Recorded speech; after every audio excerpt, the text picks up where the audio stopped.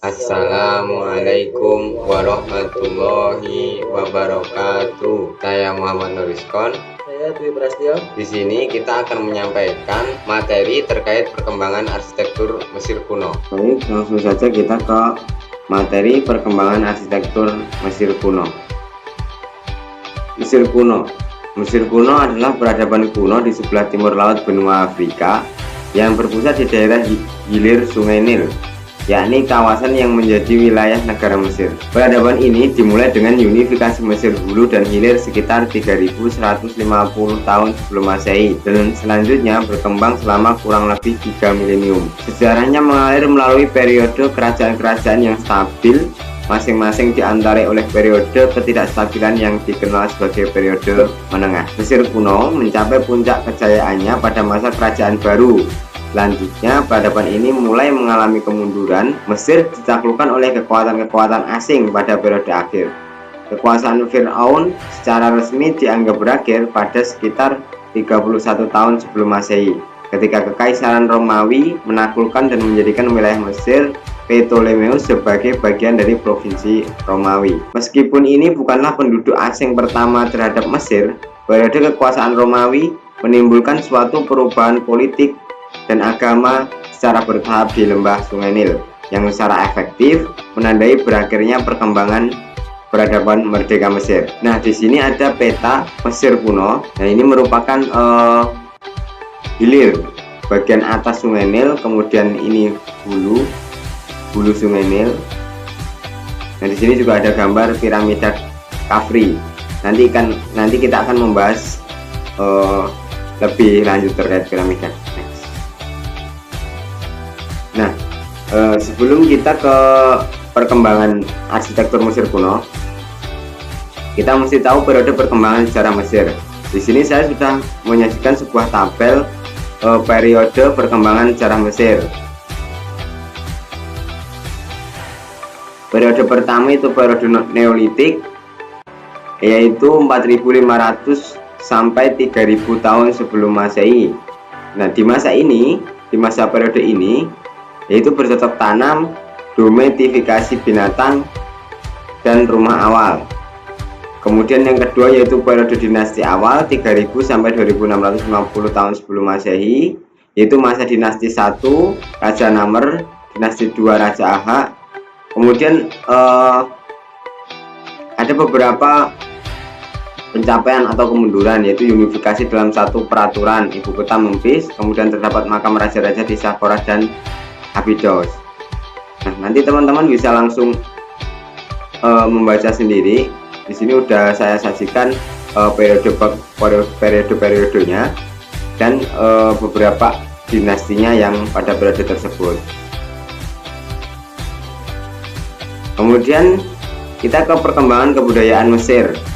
Nah, perkembangan mulai dari perkembangan peradaban dari awal, yaitu sebagian besar masyarakat Mesir purba itu hidup sebagai petani karena daratan rendah Sungai Nil memiliki tanah yang subur. Kemudian bukti peninggalannya yaitu ditemukan pola grid atau geometri untuk batas tanah dan kanal, seperti pada gambar ya, pola grid dan geometri. Nah, ini sedikit gambaran tentang Sungai Nil tadi. Kemudian kondisi alam batuan Sungai Nil yang berupa lembah, perbukitan batu kapur merupakan dasar pembangunan piramid, sphinx maupun kuil yang merupakan paduan antara bahan-bahan alam tersebutlah yang membentuk karakter arsitektur bangsa Mesir. Kalau bicara soal Mesir, kita tidak asing lagi dengan piramid dan lain sebagainya ya. Nanti kita akan membahasnya satu persatu. Nah, karena di daerah daratan Sungai Nil ini tuh banyak material penunjangnya, makanya banyak sekali bangunan piramid di Mesir maupun kuil-kuil di Mesir. Kemudian sistem kepercayaan menganut pola keabadian, yaitu kematian adalah kelanutan kehidupan di alam lain. Kemudian masyarakat Mesir itu percaya pada dua keberadaan, materi tubuh dan spirit jiwa. Nah, kepercayaan melahirkan ritus yang rumit. Mati di mumi, makam dilengkapi barang, kesukaan, dan bahkan terdiri dari ruang-ruang fungsional lengkap dengan perabotan. Jadi untuk masyarakat Mesir, raja-raja Mesir itu kalau meninggal dunia itu disemayamkan atau dikuburkan di dalam piramid dengan seluruh harta benda dan apa yang dia miliki. Dalam kematian terus dipuja, dibuat patung relief dan lukisan di dinding makam yang mengisahkan sang arwah. Sistem ini untuk membawa mayat ke dalam kehidupan yang abadi menurut masyarakat Mesir. Arwah bertemu dengan dewa Amon-Ra, dewanya masyarakat Mesir pada waktu itu. Nah, masyarakat Mesir percaya bahwa manusia terdiri dari bagian fisik dan spiritual. Jadi setelah kematian, aspek spiritual mereka akan lepas dari tubuh dan mencari tubuh fisik mereka dalam bentuk lain seperti patung dan lain-lain untuk pulang. Oleh karena itu, masyarakat Mesir purba menyembah patung-patung yang diletakkan di ruang tengah sebuah kuil atau menyembah patung di rumah mereka. Nah, karakteristik arsitektur Mesir. Bahan yang digunakan untuk bangunan berupa batu lumpur yang dipanggang, batu kapur atau batu granit karena pada saat itu terjadi kelangkaan kayu. Nah, karena emang di daerah daratan Sungai Nil ini kan terdiri dari banyak sekali batu kapur, kemudian batu granit, daerah-daerah sekitar hulu hilir Sungai Nil tadi. Nah, makanya bahan yang digunakan untuk bangunan yaitu seperti itu. Nah, bangunan dominan simetri. Ini contohnya piramid ya, bangunannya kan simetri. Nah, bangunan pada umumnya difungsikan sebagai kegiatan ritual keagamaan. Nah, ini nanti outputnya adalah sebuah kuil. Nanti kita akan bahas di next. Terus kemudian besaran struktur dominan besar, dinding miring dengan sedikit bukaan. Nah, dinding piramid kan miring. Terus kemudian sedikit sekali bukaannya, biasanya di depan saja. Jadi ada satu pintu akses seperti itu. Kemudian dinding eksterior dan interior serta kolom dan dermaga ditutupi dengan hieroglif dan gambar-gambar serta lukisan-lukisan dinding dan ukiran yang dicat warna-warna yang cemerlang. Jadi sekitaran dinding-dindingnya itu banyak sekali relief-relief, ukiran seperti itu.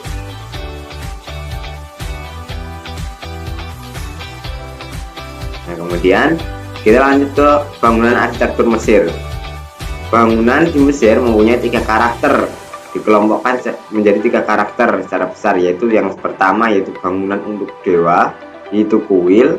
Kemudian kedua yaitu bangunan makam untuk Fir'aun atau raja dewa yang sudah meninggal, merupakan rumah abadi atau disebut piramid. Kemudian 3 bangunan rumah tinggal biasa untuk orang hidup yang berstrata, istana, rumah bangsawan, rumah rakyat biasa. Baik, sini saya akan melanjutkan materi tentang kuil. Kuil Mesir adalah bangunan untuk penyembahan resmi dewa-dewi dan mengenang Firaun-Firaun pada zaman Mesir kuno dan di wilayah-wilayah yang berada di bawah kekuasaan Mesir. Kuil tersebut dipandang sebagai rumah-rumah bagi dewa-dewi atau raja-raja yang mereka hormati. Di sana, orang-orang Mesir melakukan berbagai ritual, fungsi-fungsi utama dari agama atau kepercayaan di Mesir. Di sini bangunan kuil terbagi dalam 2 tipe. Yang pertama yaitu cult temple yang fungsinya sebagai tempat peribadatan dan pemujaan langsung ke dewa. Untuk tipe yang kedua yaitu tipe mortuary temple yang dibangun untuk mengabadikan dan memuja seorang Firaun yang meninggal. Di sini ada daftar kuil di Mesir. Yang pertama yang termasuk dalam kuil pemujaan. Di sini ada Medinat Habu, kuil Lokom Ombo, kuil Philae, kuil Edfu, Luxor Temple, Karnak. Selanjutnya untuk daftar kuil makam ada Colossi of Memnon, kuil Seti I, kuil Hatshepsut, Abu Simbel. Oke, next.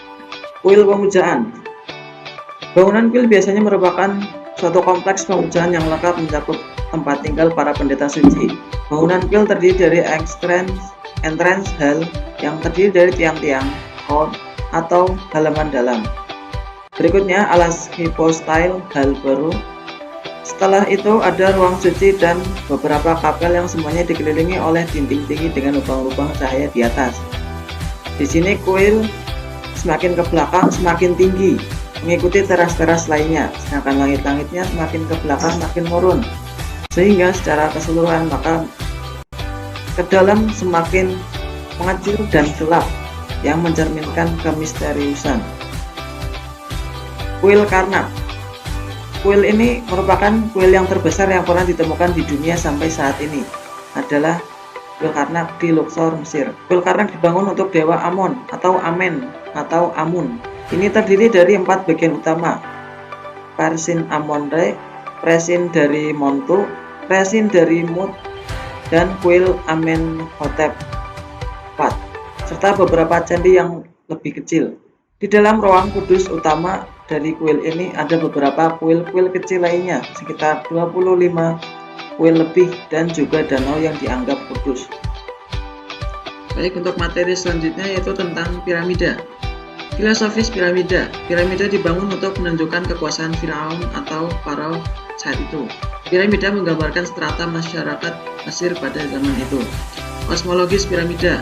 Piramida sebagai tempat peristirahatan terakhir bagi Firaun atau Farao. Terdapat lubang yang menghadap langsung dengan matahari. Sisi miring dipercaya sebagai jalan menuju dengan Sang Pencipta. Next, yaitu mastaba. Mastaba dalam bahasa Arab yang berarti bangku, yang tingginya kurang lebih 3 meter. Mastaba tersebut dihias bata bagian luarnya menurut pola yang geometrik. Di dalam mastaba biasanya di bawah tanah terdapat beberapa kamar. Seiring dengan berjalannya, dinasti berkembang menjadi piramida tangga yang tidak lain adalah tumpukan-tumpukan mastaba. Bentuk mastaba ini semakin lama semakin berkembang dan menjadi bentuk piramid raksasa yang lebih layak untuk tempat persemayanan seorang Firaun. Jadi dapat disimpulkan kalau mastaba itu adalah cikal bakal dari piramid. Macam-macam piramida. Yang pertama ada piramida pertama atau awal yang tercatat dalam sejarah dibangun di masa Firaun Djoser yang selesai sekitar 2620 sebelum Masehi. Ilmuwan melihat adanya usaha yang gagal dari para arsitekturnya dulu untuk melanjutkan pembangunan 6 tingkat selanjutnya, jadi piramida Djoser tidak selesai dibangun dengan sempurna di masanya. Yang kedua ada piramida Meidum, selesai dibangun pada 2570 sebelum Masehi. Merupakan piramida pertama yang tampak mengalami pengembangan teknik dalam membangun piramida sejak piramida Djoser dibangun.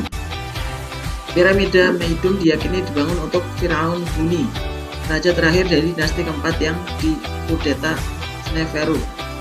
Yang ketiga ada piramida Pen, dibangun pada 2565 sebelum Masehi untuk tempat makam Firaun Sneferu atau pendiri dinasti keempat. Yang keempat ada piramida merah, Red Pyramid, yang selesai dibangun pada 2560 sebelum Masehi dengan ketinggian yang sama dengan piramida Pen.